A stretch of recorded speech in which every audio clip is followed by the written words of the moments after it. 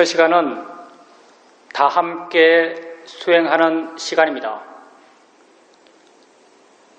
수행에 대해서 하는 내 말을 단지 하나의 소리다라고 알아차림하십시오. 내 입에서 나오는 소리가 아니라 여러분 귀에 들리는 소리로 알아차림하십시오. 편안히 앉으셔서 자기 자신에게 관심을 두십시오. 수행을 하는 가장 기본적인 마음의 자세는 자신에 대한 관심입니다. 바르게 관심 갖고 있다면 이미 바르게 수행하고 있는 것입니다. 자신에 대해서 생각만 해줘도 관심이 생깁니다. 자신이 무엇을 하고 있다라고 알아만 줘도 관심이 생깁니다. 뭐가 일어나고 있지? 이렇게 자신에 대해서 질문을 해줘도 관심이 생깁니다. 내가 내 자신에게 관심을 두게 되면 자연스럽게 알아지는 것들이 있습니다. 엉덩이의 느낌을 알 수 있습니다. 손의 느낌을 알 수 있습니다. 옷과 피부가 닿은 느낌을 알 수 있습니다. 소리 들림을 알 수 있습니다. 생각이 일어나면 생각이 일어났다는 것을 알 수 있습니다. 이렇게 알 수 있는 것들을 알아가시면 됩니다. 이것이 우리가 하는 알아차림 명상입니다. 그럼 왜 우리는 이런 것들을 알아가야 할까요? 수행은 나 자신을 이해하기 위해서 하는 것입니다. 나는 어떤 존재일까요? 지금 자신을 한번 바라봐 보십시오. 여러분은 어떤 존재입니까? 나는 과거에 있지 않고 미래에 있지 않고 지금 현재 여기에 있는 존재입니다. 나는 오직 여기 이 순간을 살아갈 뿐입니다. 이 순간 나의 삶이란 무엇일까요? 여러분은 지금 이 순간 무엇을 하면서 이 현재를 살아가고 계십니까? 나는 보면서, 들으면서, 느끼면서, 생각하면서 지금을 살아가고 있습니다. 그렇지만 보는 나, 듣는 나, 느끼는 나, 생각하는 내가 따로 있지 않습니다. 봄, 이 자체가 나의 삶입니다. 들음, 이 자체가 나의 존재입니다. 느낌의 진행, 이 자체가 내 삶의 진행입니다. 생각의 진행, 이 자체가 내 존재의 진행입니다. 나는 이 순간 일어나고 있는 6가지 감각기관, 눈, 코, 귀, 입, 몸, 마음에서의 알의 일어남의 존재입니다. 나는 지금 알아감으로 지금 살아간다라고 말할 수 있습니다. 나를 이해하기 위해서 이러한 알의 진행, 존재의 진행을 알아가고 이해해 가야 합니다. 엉덩이에 느낌 있을 때 느낌 있다라고 아십시오. 느낌의 일어남이 곧 내 삶의 일어남입니다. 손에 느낌 있을 때 느낌 있다라고 아십시오. 손과 엉덩이란 것은 중요하지 않습니다. 왜냐하면 실제가 아니기 때문입니다. 불교에서 말해지는 모든 실제, 곧 법이라고 하는 것은 모두 다 알물 기준으로 정의된 것입니다. 나의 존재라고 하는 것이 이 순간 알머의 진행이기 때문에 이러한 알머의 진행에 진짜 있는 것, 실제 체험되는 것, 이걸 우린 실제, 법이라고 정의합니다. 지금 여러분에겐 손의 느낌이 있습니다. 한번 보십시오. 여러분이 실제로 아는 것은 손입니까? 아니면 느낌입니까? 여러분이 실제로 아는 것은 느낌입니다. 손은 느낌을 통해서 생각되어진 것입니다. 느낌을 실제라고 하고 손을 관념이라고 합니다. 실제 있는 느낌을 아십시오. 무엇의 어떤 느낌이 되었던 단지 느낌 있다라고 아십시오. 느낌을 단지 느낌이다라고 이해할 수 있다면 느낌이 만들어내는 모든 관념들, 손의 느낌, 엉덩이 느낌, 아픈 느낌, 괴로운 느낌, 이러한 모든 관념들로부터 우린 자유로울 수 있습니다. 느낌은 단지 느낌일 뿐이기 때문입니다. 소리 있을 때 소리 있다라고 아십시오. 그 소리가 새 소리든 바람 소리든 자동차 소리든 그건 중요하지 않습니다. 왜냐하면 소리 들음에 있어서 새, 바람, 자동차라는 것은 실제 하는 것이 아니기 때문입니다. 내가 집 안에 있으면서 자동차 소리를 들을 때 실제 아는 것은 소리입니다. 자동차는 소리를 통해서 생각되어진 것입니다. 실제 있는 소리를 아십시오. 무엇의 어떤 소리가 되었든 단지 소리 있다라고 아십시오. 소리를 단지 소리다라고 이해할 수 있다면 소리가 만들어내는 모든 관념들, 자동차 소리, 시끄러운 소리, 나를 욕하는 소리, 이러한 모든 관념들로부터 우리는 자유로울 수 있습니다.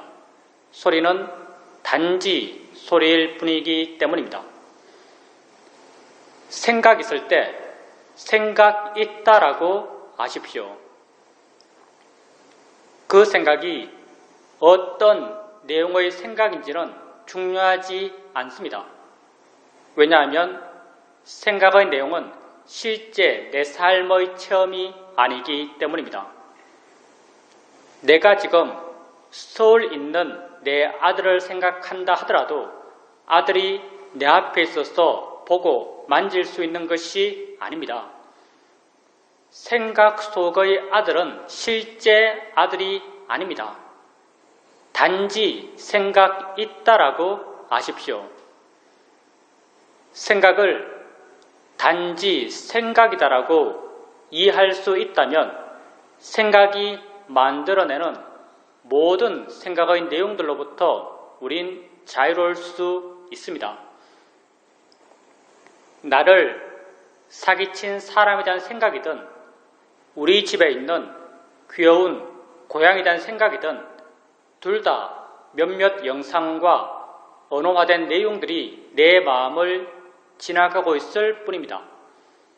그 어떤 생각도 실제의 물리력을 갖고 있지 않습니다.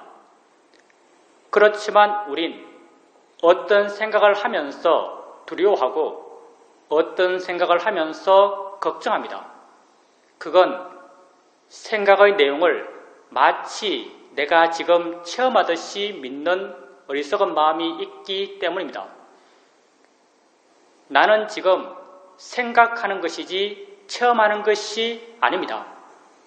생각하면서 체험하듯이 고통받는다면 이건 진정 어리석기 때문입니다.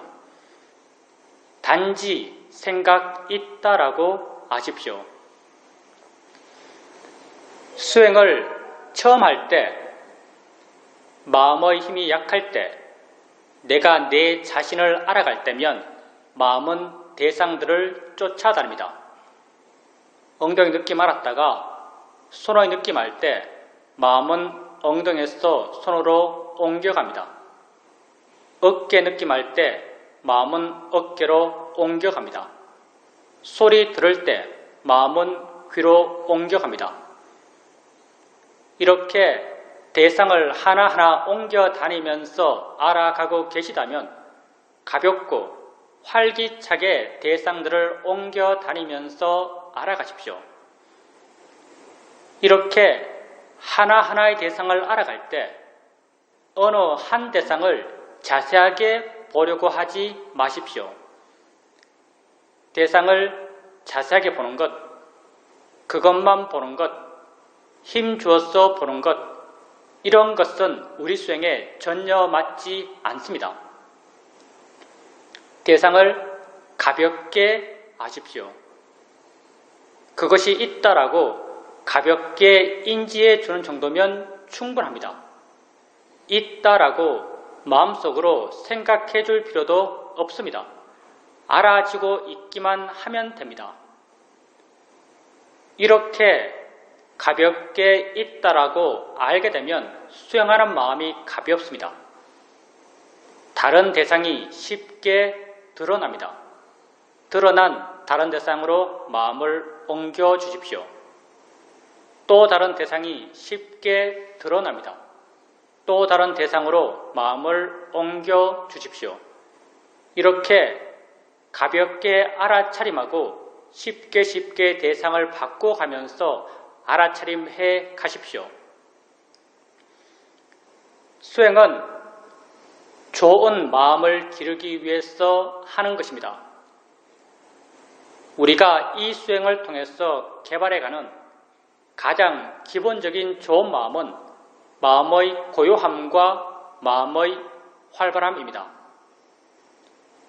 대상을 가볍게 알아차림할 때 마음은 대상까지 가지 않고 대상으로부터 멀어져서 덜 자극받고 덜 동요합니다. 덜 동요하는 이 마음을 우리는 고요함, 사마디라고 합니다. 대상을 가볍게 알 수 있으면 알 수 있을수록 마음의 고요함의 힘은 점점 좋아집니다. 대상을 쉽게 바꿔갑니다. 마음은 깨어있고 힘이 있고 활기찹니다. 힘 있는 마음의 성질을 우리는 노력, 위리야라고 합니다. 대상을 가볍게 알아차림하면서 쉽게 대상을 바꿔가면서 마음의 고요함의 힘과 마음의 활발함의 힘을 함께 키워갑니다. 이렇게 좋은 마음의 힘들이 좋아져 가게 되면 어느 순간 마음이 깨어 있어서 내가 한 대상을 알았을 때 이미 마음 스스로가 다른 대상을 알고 있습니다. 마음이 스스로 안 다른 대상으로 마음을 옮겨줍니다. 그 순간 마음은 또 다른 대상을 이미 스스로 알고 있습니다. 또 다른 대상으로 마음을 옮겨줍니다. 이렇게 마음이 스스로 안 대상으로 사후적으로 수동적으로 옮겨가며 있다라고 합니다. 수동적 알아차림이 점점 자연스러워지고 점점 빨라져 갑니다.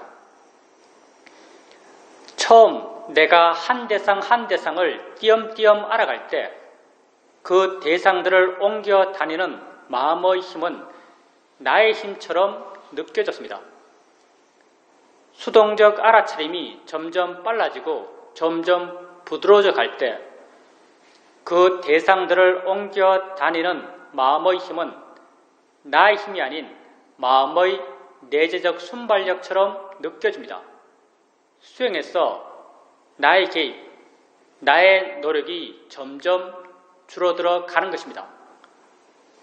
불교 수행의 바른 길을 말할 때 그 하나가 내가 줄어들어 가는 길이라고 말할 수 있습니다. 수동적 알아차림을 통해서 마음의 고요함의 힘과 마음의 활발함의 힘은 더욱 좋아집니다. 이렇게 좋은 마음의 힘들이 좋아지게 되면 어느 순간 내가 알려는 마음을 전혀 내지 않는데도 여러 대상들이 자연스럽게 알아집니다. 나는 그 각각의 대상을 알려는 마음을 전혀 내지 않습니다. 각각의 대상들은 자신들의 고유한 성질대로 알아지고 있고 각각의 대상들과 함께 일어나는 각각의 마음들은 또한 자신들의 고유한 성질대로 알고 있습니다. 나는 단지 물러나서 이 여러 일어남들을 지켜볼 수 있습니다. 내가 알려는 마음을 전혀 내지 않으면서 여러 가지 것을 알 수 있는 것은 우리에게 너무나 자연스러운 것입니다. 아무 생각 없이 길거리를 걸어가고 있을 때 나는 몇 가지 소리를 들으면서 걷고 있을까요? 수많은 소리를 들으면서 걷고 있을 것입니다. 수많은 소리 그 각각이 자신들의 고유한 성질대로 들려지고 있고 수많은 소리와 함께 일어나는 수많은 마음 그 각각이 자신들의 고유한 성질대로 듣고 있습니다. 나는 단지 물러나서 이 여러 일어남들을 지켜볼 수 있습니다. 이렇게 물러나서 이 여러 일어남들을 지켜볼 수 있게 되면 조금씩 실제 하는 것에 대한 이해가 마음에 자연스럽게 생겨납니다. 우리의 수행의 상태는 우리의 마음의 상태에 따라서 잘 된다라고 느껴지기도 하고 안 된다라고 느껴지기도 합니다. 주로 좌선할 때 마음은 쉽게 둔해지고 멍해지고 알아지는 것이 없다라고 여겨집니다. 이건 마음의 활발한 힘이 약해졌기 때문입니다. 이럴 땐 질문을 통해서 마음의 활발함을 깨워줘야 합니다. 뭐가 일어나고 있지? 라고 자신에게 한번 물어보십시오. 순간 마음이 좀 넓어진 듯 느껴지고 밝아진 듯 느껴지면서 알지 못했던 뭔가가 드러날 것입니다. 이렇게 드러나는 것을 알아가면서 알아차림해 가십시오. 질문을 해도 마음이 깨어나지 않는다면 일어나서 걸으십시오. 보통의 걸음으로 자신에게 관심을 갖고 걸어보십시오. 걸을 땐 몸이 활발해지고 몸이 활발해지면 마음도 함께 활발해집니다. 걸을 때 마음이 활발하기 때문에 알 수 있는 것들이 쉽게 드러납니다. 이렇게 드러나는 알 수 있는 것들을 가볍고 활기차게 알아가십시오. 어떤 땐 마음이 스스로 아주 활기찹니다. 이 대상, 저 대상을 활기차게 알아가고 있습니다.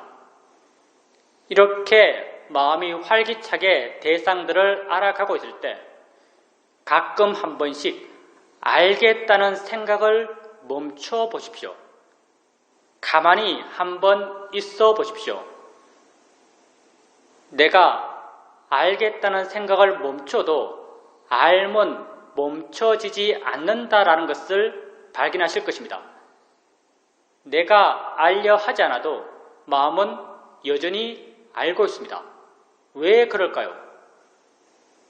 내가 알아왔던 것이 아니기 때문입니다. 원래 마음이 조건되어서 스스로 알아왔던 것이기 때문에 내가 알려 하지 않아도 알면 멈춰지질 않습니다. 내가 알려 하지 않는데도 알아질 땐 하나의 대상만이 알아지는 것이 아니라 여러 대상들이 자연스럽게 알아집니다. 나는 단지 물러나서 이 여러 일어남들을 지켜볼 수 있습니다.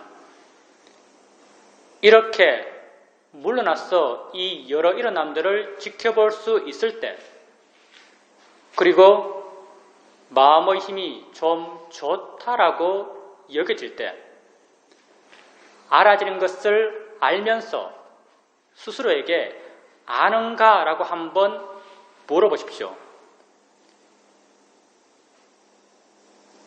마음의 힘이 좋을 때 아는가? 라고 묻게 되면 안다는 것이 마음에 이해될 것입니다.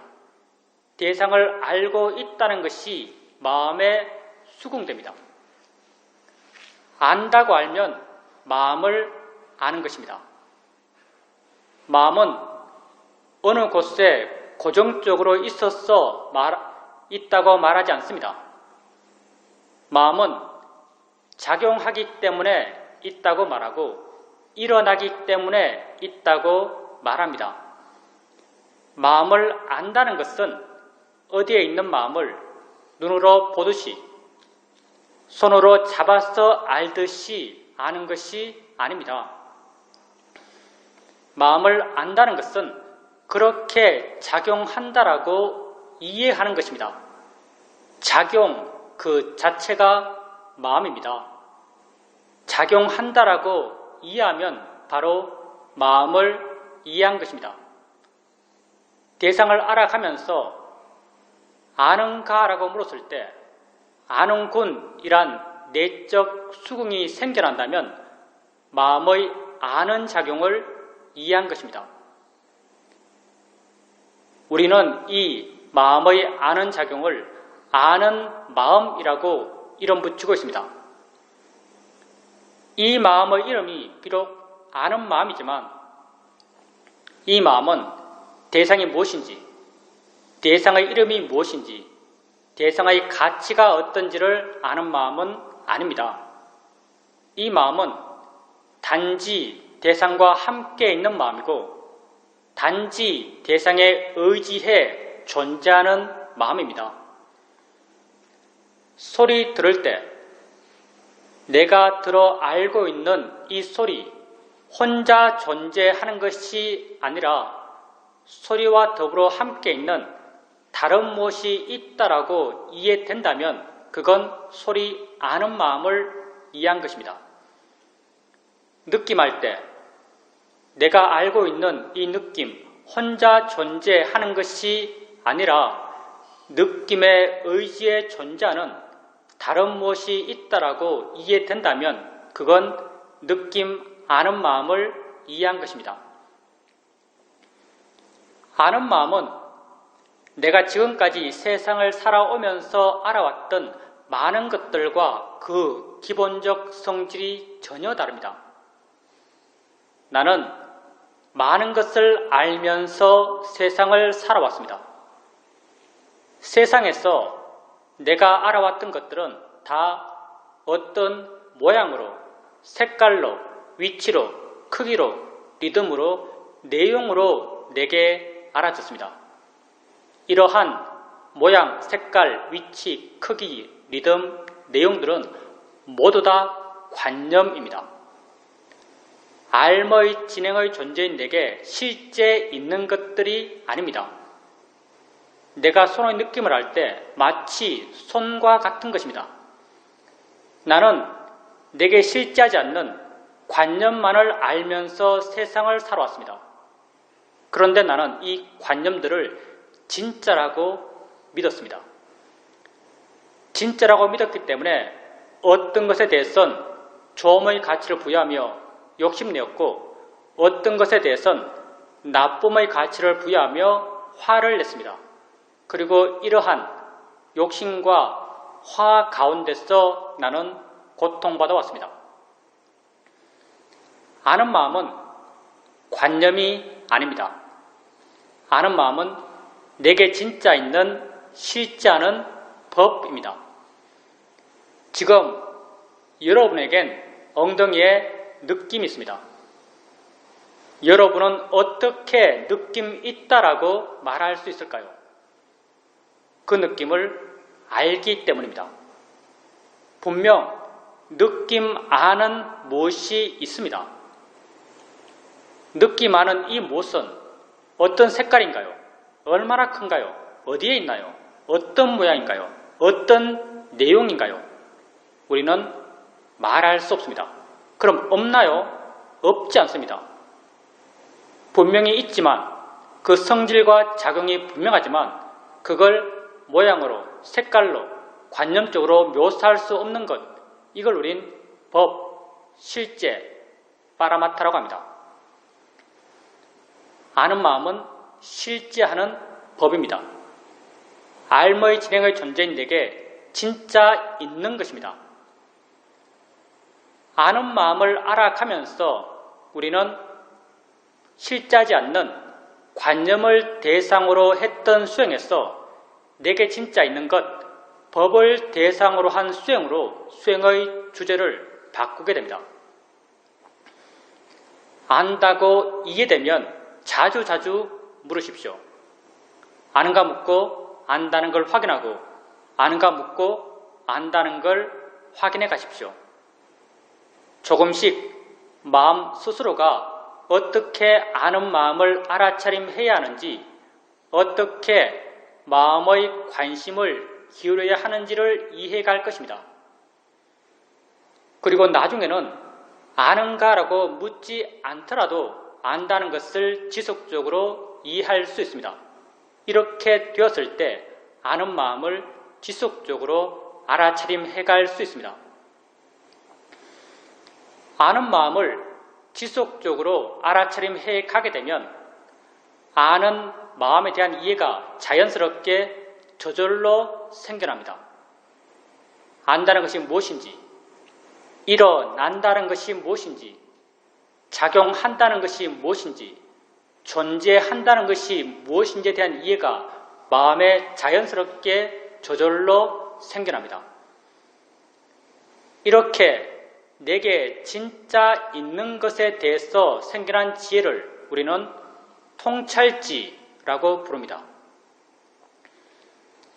통찰의 지혜는 내가 세상을 살아오면서 이해했던 그런 이해의 일어남과 전혀 다른 패턴으로 생겨납니다. 세상을 살아오면서 나는 많은 것을 이해했었습니다. 많은 경우 사전에 무엇에 대해서 어떤 일을 할지 알고 시작했습니다. 이해하기 위해서 노력할 수 있었고 사유하며 어떤 결론에 도달해서 스스로 이해했다라고 믿습니다.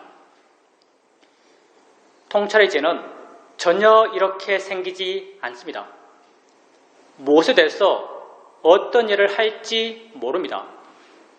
이해하기 위해서 노력할 수 없습니다. 노력하면 노력할수록 이해와는 더욱더 멀어집니다. 많은 경우 이해해도 이해한 걸 모를 수 있습니다. 왜냐하면 통찰의 지혜는 마음이기 때문입니다. 마음은 내 것이 아닙니다. 마음은 자신이 일어날 수 있는 조건이 갖추어지면 스스로 생겨나서 자기 할 일을 스스로 해나가는 법입니다. 눈을 뜨면 보는 마음은 스스로 생겨나서 보는 작용을 스스로 해나갑니다. 소리 있으면 듣는 마음은 스스로 생겨나서 듣는 일을 스스로 해나갑니다. 통찰의 지혜의 마음 또한 자신이 일어날 수 있는 조건이 갖춰지면 스스로 생겨나서 자기 할 일을 스스로 해나갑니다. 통찰의 지혜가 하는 일은 언제나 내 마음을 부드럽게 하고 물러나게 하고 밝게 하고 자유롭게 해주는 역할을 합니다. 따라서 우리가 수행을 한다는 것은 지혜가 나기 위해서가 아닙니다. 지혜 날 수 있는 마음의 조건을 만들기 위해서입니다. 이러한 지혜 날 수 있는 마음의 조건을 만들기 위해서 우리가 지속적으로 해 나가고 있는 것은 알아차림입니다. 알아차림 해 갑니다. 바른 알아차림의 마음의 힘이 좋아지게 되면 마음은 자연스럽게 알아지는 대상으로부터 점점 멀어집니다. 대상으로부터 덜 자극받고 덜 동요합니다. 덜 동요하는 이 마음을 우리는 고요함, 사마디라고 합니다. 마음의 일어남에 대해서 다시 한번 생각해 보십시오. 고요해야지라고 원했을 때 고요한 마음이 생겨날까요? 생겨나지 않습니다. 왜냐하면 원함은 고요한 마음이 생겨날 수 있는 바른 원인이 아니기 때문입니다. 알아차림해 가게 되면 마음은 저절로 고요해집니다. 알아차림이 고요한 마음이 생겨날 수 있는 바른 원인이기 때문입니다. 이렇게 마음이 고요해지면 있는 것을 있는 그대로 이해할 수 있습니다. 아는 마음을 있는 그대로 이해하게 되면 아는 것이 너무 신기합니다. 어떻게 알까요? 마음이 뭘까요? 어디 있는 것일까요? 어디에서 왔을까요? 이렇게 알고 싶어하는 마음, 궁금한 마음이 자연스럽게 생겨납니다. 이러한 알고 싶어하는 마음 다 지혜의 마음의 성질들입니다. 고요함을 원인으로 지혜의 마음의 힘이 점점 좋아집니다. 마음에 지혜가 있게 되면 그 순간의 가치, 보람, 의미를 느끼는 마음이 생겨납니다. 마음이 굳건해집니다. 이 마음을 우리는 신심이라고 이름 붙이고 있습니다. 마음에 신심이 있게 되면 하고자 하는 마음의 에너지가 강해집니다. 이 마음을 우리는 노력이라고 이름 붙이고 있습니다. 노력의 마음의 힘이 좋아지면 알아차림하고자 하는 마음의 힘 또한 함께 좋아져 갑니다. 이 5가지 마음, 알아차림, 고요함, 지혜, 신심, 노력을 붓다께 쓴 경전에서 오력이라고 함께 묶어 부르고 계십니다. 오력의 마음들은 각자 개별적으로 따로따로 존재하는 마음들이 아닙니다. 모두 다 원인과 결과의 관계로 서로서로 엮여 있는 마음들입니다. 이 5가지 마음 가운데 우리가 주도적으로 일으켜 갈 수 있는 마음은 알아차림뿐입니다. 그래서 우리 수행을 알아차림 명상, 사띠빠타나라고 부릅니다. 알아차림해 가게 되면 마음의 내적 원인과 결과의 관계를 따라서 알아차림, 고요함, 지혜, 신심, 노력의 마음의 힘들이 다 함께 좋아져 갑니다. 이런 좋은 마음들의 균형 속에서 지혜의 마음은 스스로 일어나서 자기 할 일을 스스로 해나갑니다. 내가 주되게 아는 마음을 알아간다 하더라도 어떨 땐 보는 마음, 어떨 땐 생각을 대상으로 알아차림하기도 합니다. 그래서 나는 무엇에 대해서 어떤 일을 할지 모릅니다. 오력의 균형 속엔 나라고 하는 것이 없습니다. 단지 과정의 진행만이 있습니다. 내가 지혜 나도록 노력하면 균형은 더욱더 멀어집니다. 그래서 나는 지혜 나도록 노력할 수 없습니다. 가끔은 이런 균형이 아주 강하게 이루어질 때가 있습니다. 그럴 땐 뭐다라는 것이 순간 확 알아집니다. 이땐 지혜 났다는 것, 무엇에 대해서 어떤 내용으로 지혜 났다는 것, 그리고 이 지혜로 인해서 내 마음이 얼마나 좋아졌다는 것을 모두 다 알 수 있습니다. 그렇지만 많은 경우 균형은 약하게 이루어지고 약한 균형 속에서도 작은 지혜들이 조금씩 생겨납니다. 이렇게 작은 지혜들이 모이고 모여서 커졌을 때 시간이 지나서 나중에 스스로 돌아보게 되면 아, 내게 이런 예가 생겼구나라는 것을 확인하게 됩니다. 지혜란 걸 내가 알든지 모르든지 우리 모두의 마음의 조건이 그러하기 때문에 내게 일어나는 것을 바른 수행의 대상을 지속적으로 알아차림해 가게 되면 지혜는 반드시 생겨납니다. 안다는 것을 지속적으로 알아가게 되면 안다는 것에 대한 이해는 자연스럽게 저절로 생겨납니다.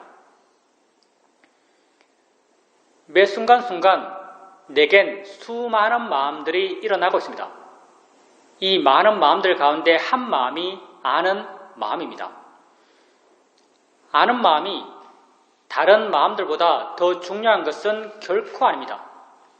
단지 우리 수행에 좀 더 유리한 수행적 대상이기 때문에 우리는 아는 마음을 주된 대상 삼아서 수행해 갈 뿐입니다. 안다는 것에 대한 이해가 점점 깊어져 가게 되면 다른 모든 마음에 대한 이해 또한 더불어 함께 깊어져 갑니다. 왜냐하면 마음의 기본적 성질들은 다 같기 때문입니다.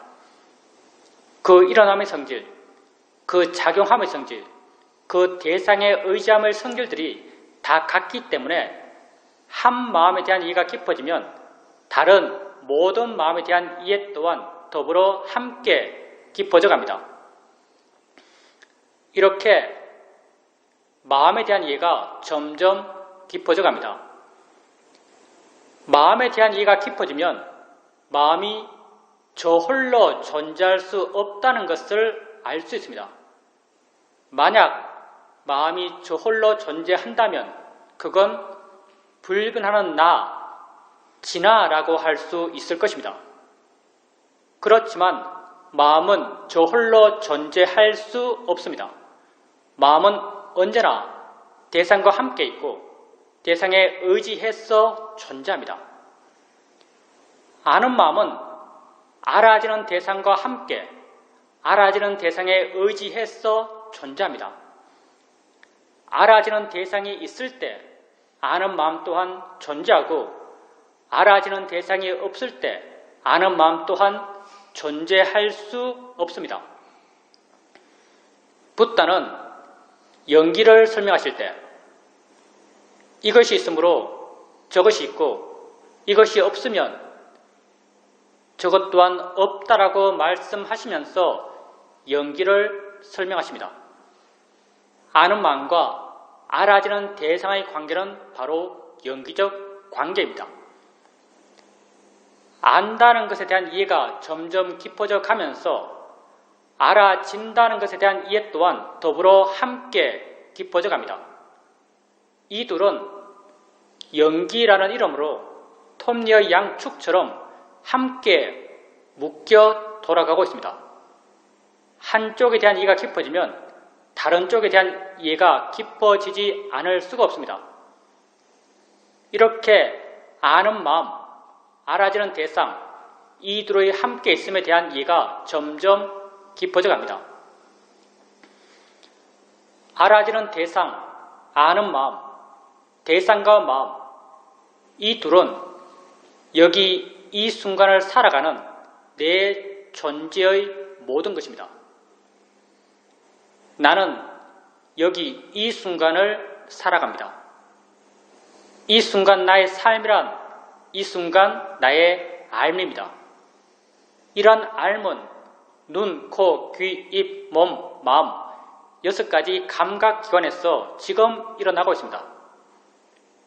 이 모든 6가지 감각기관에서의 알의 일어남은 다 대상과 마음의 함께 일어남입니다. 보면서 나는 여기 이 순간을 살아갑니다. 봄의 일어남은 무엇 하나가 있어서 가능한 것이 아닙니다. 보여지는 대상이 있고 보는 마음이 있어서 이 둘이 서로 어울려 연기적으로 함께 일어나며 봄이 가능합니다. 대상과 마음의 함께 일어남입니다.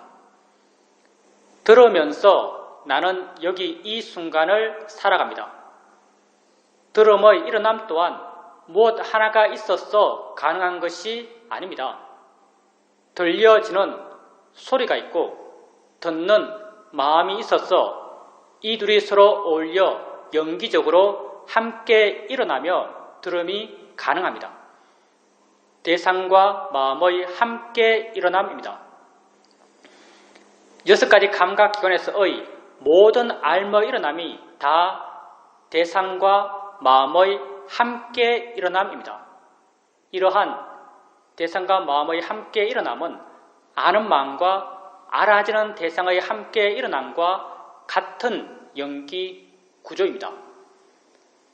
안다는 것과 알아진다는 것에 대한 이해가 깊어져 가면서 다른 모든 6가지 감각기관에서의 알의 일어남에 대한 이해 또한 더불어 함께 깊어져 갑니다. 이렇게 나는 6가지 감각기관에서의 알의 일어남으로 이 순간을 살아가는 나 자신에 대한 이해를 점점 더 깊이 해 나가게 됩니다. 내게는 수많은 암들이 일어나고 있습니다. 우리는 이 많은 암들, 내 존재의 부분들을 하나하나 따로따로 모두 다 이해하려 하지 않습니다. 우리가 주되게 이해해 가고자 하는 것은 아는 마음과 알아지는 대상의 함께 일어남입니다. 하나를 이해하면 모두를 이해할 수 있습니다. 아는 마음과 알아지는 대상, 이 두 측면 가운데 우리가 주되게 이해해 가고자 하는 것은 그 한쪽인 아는 마음 쪽입니다. 왜냐하면 아는 마음에 대한 이해가 깊어지면 알아지는 대상에 대한 이해는 저절로 생겨나기 때문입니다. 아는 마음, 대상을 아는 성질, 이건 실자는 법입니다. 실자는 법은 보통의 마음에게 잘 이해되지 않습니다. 마음이 좋아졌을 때, 좋은 마음의 힘들이 좋아졌을 때 실자는 법을 이해할 수 있습니다. 실자는 법을 이해할 수 있을 만큼 마음의 조건을 좋게 가기 위해서 나는 알아차림을 해왔던 것입니다. 처음 마음의 조건이 안 좋았을 땐 하나하나를 띄엄띄엄 알아갈 수 있었습니다. 마음이 좀 좋아지면 수동적으로 부드럽게 대상을 바꿔가면서 빨리 대상을 바꿔가면서 알아차림을 해갈 수 있었습니다. 마음의 조건이 더욱 좋아지게 되면 알려는 마음을 전혀 내지 않는 상태에서 알아지는 여러 가지 것을 지켜보며 알아차림을 해갈 수 있었습니다.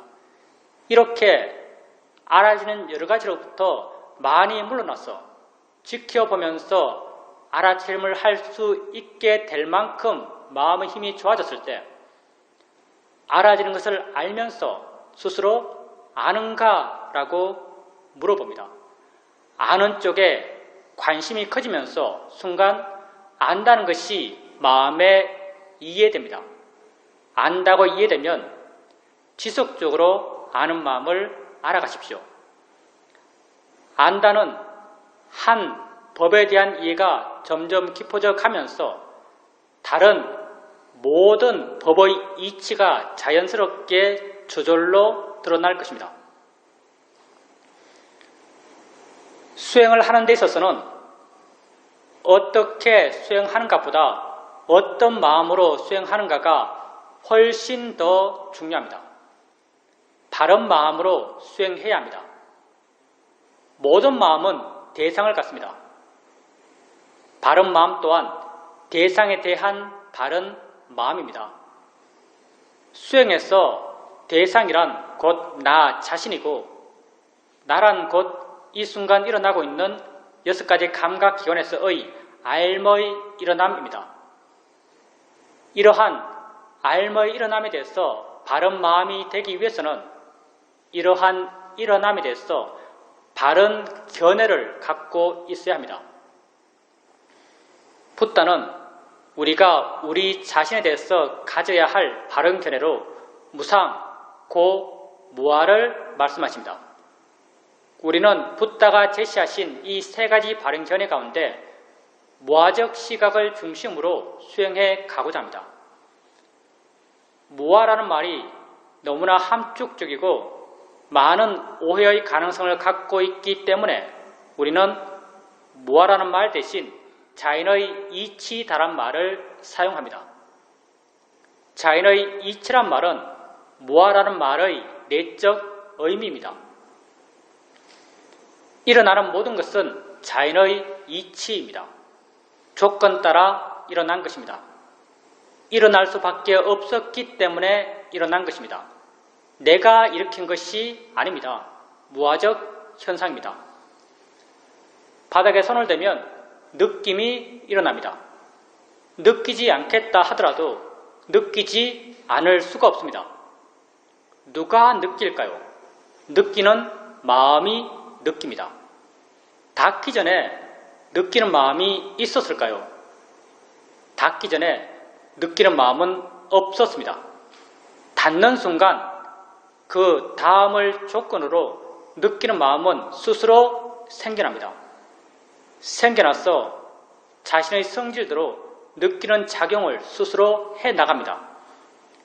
나는 이러한 느낌의 일어남과 느낌의 진행을 통제할 수 없습니다. 느낌의 일어남은 자인의 이치로 일어난 것입니다. 눈을 뜨면 봅니다. 보지 않을 수가 없습니다. 소리 있으면 듣습니다. 듣지 않을 수가 없습니다. 우리는 내가 아무리 듣기 싫은 소리도 들어야 합니다. 왜냐하면 내가 듣는 것이 아니기 때문입니다. 자인의 이치로 일어난 것입니다. 냄새 나는 것, 코 가까이 오면 냄새 납니다. 입에 맛나는 거 넣으면 맛이 납니다. 모를 수가 없습니다. 생각할 것이 있으면 마음은 생각합니다. 생각은 내가 하는 것일까요? 하기 싫으면 안 할 수 있을까요? 우린 살아오면서 이런 경우를 만납니다. 어떤 사람에게 아주 강하게 화가 났습니다. 돌아서서 홀로 되었는데도 여전히 그 사람 생각하며 화내며 괴로워하고 있습니다. 이때 우린 종종 이런 판단을 합니다. 그 사람과 이미 나는 헤어졌어. 나 혼자인데 나 혼자 있으면서 그 사람 생각하고 화내고 괴로워하는 것은 나만 손해다. 이제 그 사람 생각 그만하자. 이렇게 결심합니다. 이렇게 결심했을 때 그 사람 생각을 그만둘 수 있던가요? 우리는 그만둘 수 없습니다.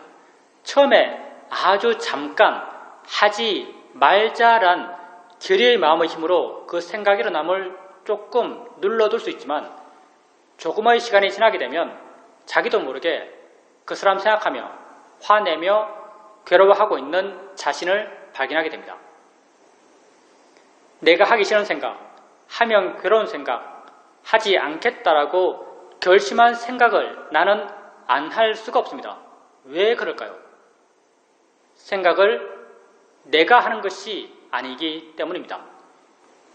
그 사람과 관련된 마음의 조건이 이미 강하게 형성되어 있고 그 조건 속에서 생각하는 마음이 스스로 생겨나서 생각하는 일을 스스로 해 나가기 때문에 나는 그 생각이 일어남을 막을 수가 없습니다. 자연의 이치로 일어난 것입니다. 자신에게 일어나는 것을 알아가면서 자연의 이치 달한 바른 견해를 자주자주 일으켜 주십시오. 우린 또 여러분에게 알 수 있는 모든 것은 단지 대상일 뿐이다란 바른 견해를 제시합니다. 단지 대상일 뿐입니다. 내가 좋아할 것도 싫어할 것도 아닙니다. 우린 눈을 뜨고 세상을 봅니다. 다양한 모양, 다양한 색깔, 다양한 형태들이 내게 보입니다. 나는 내가 보아 아는 이것들이 내 바깥에 실존적으로 존재한다라고 믿습니다. 내 바깥 객관 세계를 내가 직접 보아 안다라고 믿습니다. 과연 우리가 우리 바깥 객관 세계를 직접 알면서 살까요? 우린 이렇게 살지 않습니다. 우리는 우리 바깥 객관 세계를 알면서 사는 것이 아니라 내 안에서 해석된 주관 세상에서 살아가고 있습니다. 지금 내 앞에 이런 모양, 이런 크기의 자동차가 있습니다. 눈을 뜨고 봅니다. 나는 내가 보아하는 이 자동차가 내 밖에 실제 있다라고 믿습니다. 이 자동차를 내가 직접 보아 안다라고 믿습니다. 만약 내가 내 밖에 있는 자동차를 직접 보아 안다면 내 눈에서 뭔가가 나가야 합니다. 그게 빛이든 초음파든 촉수든 나가서 내 밖에서 그걸 접하고 내 밖에서 그것의 정보를 취해서 안다면 직접 본다라는 말을 할 수도 있을 것입니다. 그렇지만 명백하게 우리는 이렇게 보지 않습니다. 내 눈에서 뭔가 나가는 것이 아니라 내 눈을 향해서 뭔가가 옵니다. 오고 있는 것은 분명한데 오고 있는 것이 자동차인가요? 자동차가 아닙니다. 이건 어떤 모양인가요? 어떤 색깔인가요? 어디에 있나요? 우린 말할 수 없습니다. 오고 있다는 그 성질과 작용은 분명하지만 그걸 관념적으로 묘사할 수 없습니다. 왜냐하면 실제는 법, 빠라마타이기 때문입니다. 오고 있는 그것이 우리 눈에 부딪힙니다. 순간 마음은 자신이 가지고 있는 정보를 투영해서 아주 빠르게 그걸 해석합니다. 그 해석의 결과가 이런 모양, 이런 색깔, 이런 이름, 이런 가치들입니다. 바로 내가 아는 자동차입니다.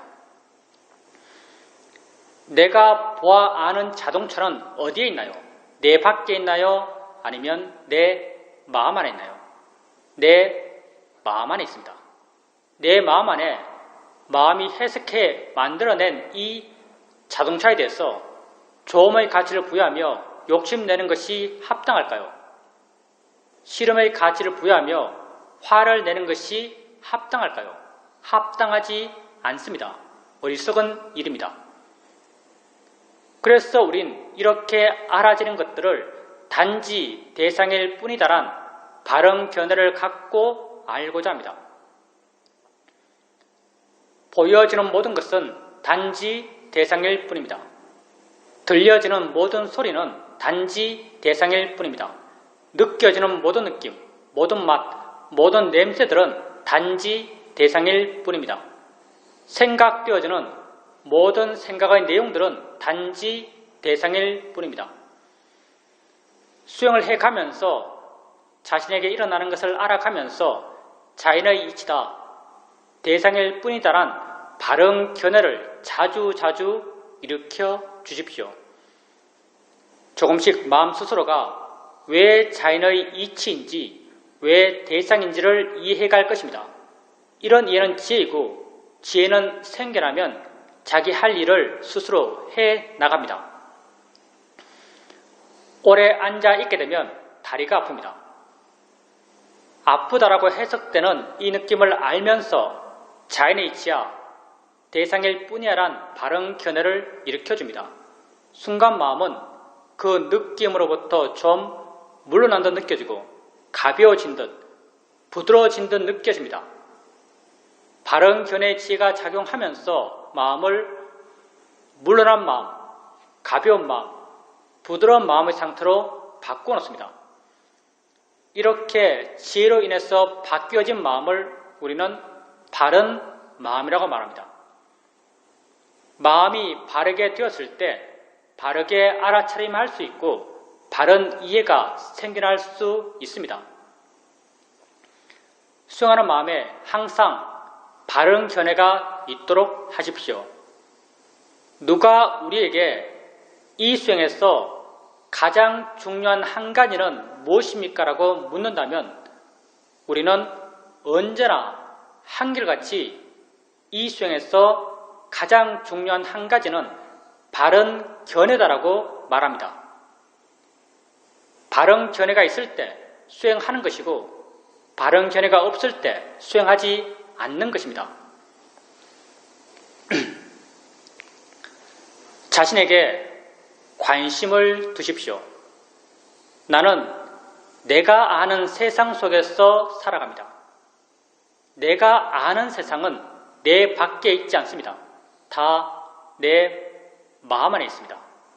나 이외에 무엇에 관심 두겠습니까? 자신에게 관심을 두십시오.